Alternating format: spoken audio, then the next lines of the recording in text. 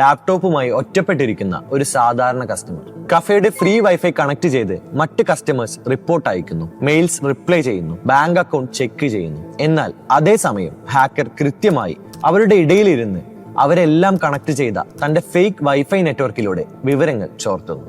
പിന്നീട് വെറും മിനിറ്റുകൾക്കുള്ളിൽ അവരുടെ എല്ലാം gallery, bank logins, photos, confidential details ഇതെല്ലാം ആ ഹാക്കർക്ക് ലഭിക്കുന്നു. Guys, welcome to one of the most iconic cyber crimes of history, public wifi nightmare. October 2010 ToorCon എന്ന ഹാക്കിംഗ് കോൺഫറൻസ് നടക്കുന്ന സമയം ഒരു സാധാരണ ഡെവലപ്പർ കോൺഫറൻസ് പോലെ തന്നെ എല്ലാവരും പബ്ലിക് വൈഫൈയിൽ കണക്ട് ചെയ്തിരിക്കുന്നു. എന്നാൽ അതേ സമയത്ത് ഒരു ഡെവലപ്പർ എറിക് ബട്ട്ലർ തന്റെ ലാപ്ടോപ്പിൽ ഒരു എക്സ്റ്റൻഷൻ ഫയർഷീപ്പ് റൺ ചെയ്യുന്നു. ഈ ഫയർഷീപ്പ് ഉപയോഗിച്ച് പബ്ലിക് വൈഫൈയിൽ ലോഗിൻ ചെയ്ത ഏതൊരു യൂസറിന്റെയും ഫേസ്ബുക്ക്, ട്വിറ്റർ, ആമസോൺ സെഷൻസ് വരെ എറിക് ലൈവായി ഹാക്ക് ചെയ്യുന്നു. കണ്ടവരെല്ലാം ഞെട്ടി. സൈറ്റുകളുടെ സെഷൻ ഹൈജാക്ക് കാണിക്കുന്ന ഒരു ഡെമോ ആയിരുന്നു അത്. പിന്നീട് എറിക് പറയുന്നുണ്ട്, I built Firesheep to prove public Wi-Fi is widely insecure and no one was fixing it. Firesheep 2010 പുറത്തിറങ്ങിയതോടെ പബ്ലിക് വൈഫൈ ഉപയോഗിക്കുന്നതിന്റെ അപകടം അതിലേറെ വ്യക്തമായി ലോകം കണ്ടു. ഈ ഡേറ്റ തെഫ്റ്റ് എന്താണെന്ന് നിങ്ങൾക്ക് മനസ്സിലായോ?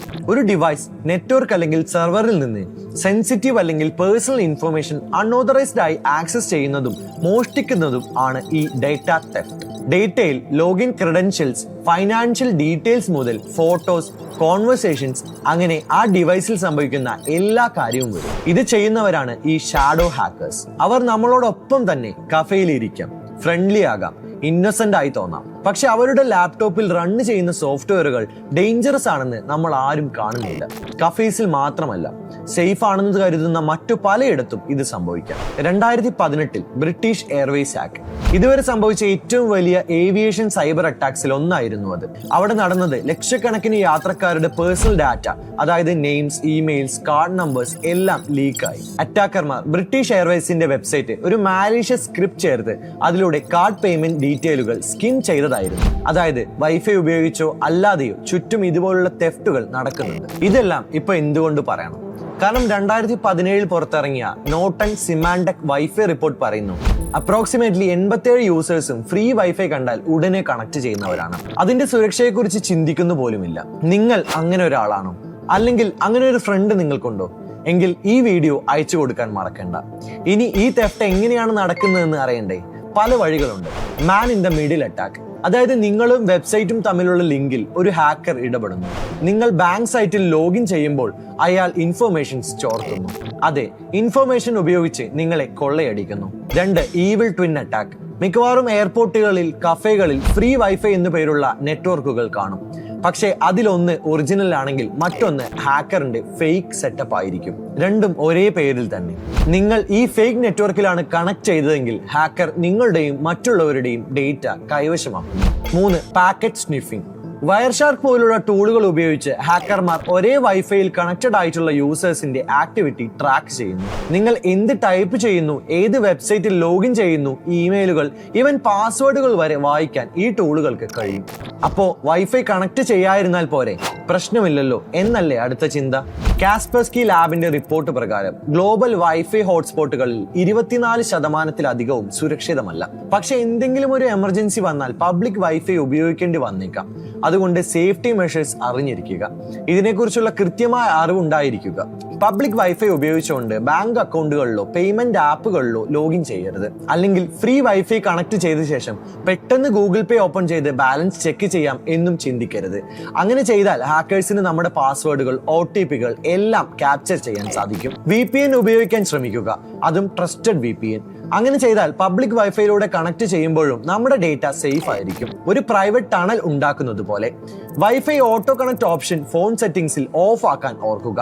എസ്പെഷ്യലി എയർപോർട്ട്, റെയിൽവേ സ്റ്റേഷൻ തുടങ്ങിയ പബ്ലിക് ഇടങ്ങളിൽ പോകുമ്പോൾ ഓട്ടോ കണക്ട് എന്തായാലും ഓഫ് ചെയ്തേ പറ്റൂ. അല്ലെങ്കിൽ ഇതേപോലുള്ള പ്രശ്നങ്ങൾ നേരിടേണ്ടി വരും. അഡ്രസ് ബാറിൽ HTTPS ഉള്ള വെബ്സൈറ്റുകൾ മാത്രം ഉപയോഗിക്കുക.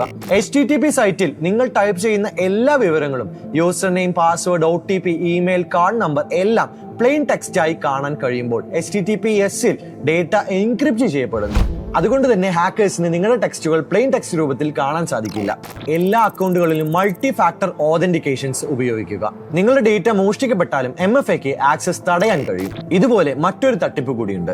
ഫോണിന്റെ ചാർജ് തീരുമ്പോൾ പബ്ലിക് പോർട്ടുകൾ യൂസ് ചെയ്യുന്നവരാണെങ്കിൽ അത് എത്രത്തോളം സെക്യൂർഡ് ആണെന്ന് നിങ്ങൾ ചിന്തിച്ചിട്ടുണ്ടോ? ഇപ്പോ സൈബർ ക്രിമിനൽസ് പുതിയൊരു ഹാക്കിംഗ് മെത്തഡ് ആക്റ്റീവ് ആക്കിയിട്ടുണ്ട്. അതാണ് ജ്യൂസ് ഹാക്കിംഗ്. ഫോൺ ചാർജ് ചെയ്യാൻ നമ്മൾ പ്ലഗ് ചെയ്യുന്ന USB കേബിൾ ഒരേ സമയം പവറും ഡേറ്റയും കൈമാറുന്നു. ഒരു പക്ഷേ നിങ്ങൾ ചാർജ് ചെയ്യുന്ന പോർട്ട് ഓൾറെഡി ഇൻഫെക്റ്റഡ് ആണെങ്കിൽ അതിലൂടെ ഹാക്കേഴ്സിന് നിങ്ങളുടെ ഫോണിൽ ആക്സസ് കിട്ടും. നിങ്ങളുടെ photos, contacts, messages, login details എല്ലാം സൈലന്റ്ലി കോപ്പി ചെയ്യും. അങ്ങനെ തന്നെയാണ് റാൻസം അറ്റാക്സും പേഴ്സണൽ ഡേറ്റ ലേക്സും നടക്കുന്നത്. ഐഫോൺ സേഫ് ആണെന്ന് ചിന്തിക്കുന്നുണ്ടെങ്കിൽ ഹാക്കേഴ്സ് സ്മാർട്ടർ ആകുന്നു എന്ന് നിങ്ങൾ മനസ്സിലാക്കണം. iOS ഡിവൈസസ് സ്ലൈറ്റ്ലി സേഫർ ആണെങ്കിലും fake chargers, malicious popups and trust prompts വഴി ആപ്പിൾ യൂസേഴ്സിനെ ടാർഗറ്റ് ചെയ്യുന്ന മെത്തേഡ് ഹാക്കേഴ്സ് അടുത്ത കാലത്തായി കൂടി വരുന്നുണ്ട്. സോ എന്ത് ചെയ്യണം? പബ്ലിക് USB ചാർജിംഗ് പോർട്ടുകൾ അവോയ്ഡ് ചെയ്യൂ.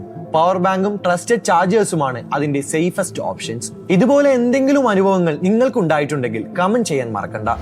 നെക്സ്റ്റ് ടൈം ഒരു പബ്ലിക് വൈഫൈ അല്ലെങ്കിൽ ചാർജിംഗ് പോർട്ട് കാണുമ്പോൾ ഈ വീഡിയോ നിങ്ങളുടെ മനസ്സിലേക്ക് വരില്ലേ? നിങ്ങൾ സേഫ് ആയിരിക്കില്ല. അടുത്ത എപ്പിസോഡിൽ പറയുന്നത് നിങ്ങൾ തീർച്ചയായും അറിഞ്ഞിരിക്കേണ്ട, നിലവിൽ പോപ്പുലർ ആയി നടക്കുന്ന, ഈവൻ എനിക്ക് അടുത്തറിയുന്ന ആളുകൾ വരെ പൈസ പോയ ഒരു സൈബർ തെഫ്റ്റിനെ കുറിച്ചാണ്. നിങ്ങൾ ട്രാഫിക് വയലേഷൻ നടത്തിയെന്നും അതിന്റെ ഫൈൻ ഉടനെ നൽകിയിരിക്കുന്ന പോർട്ടലിൽ അടയ്ക്കണമെന്നും പറയും.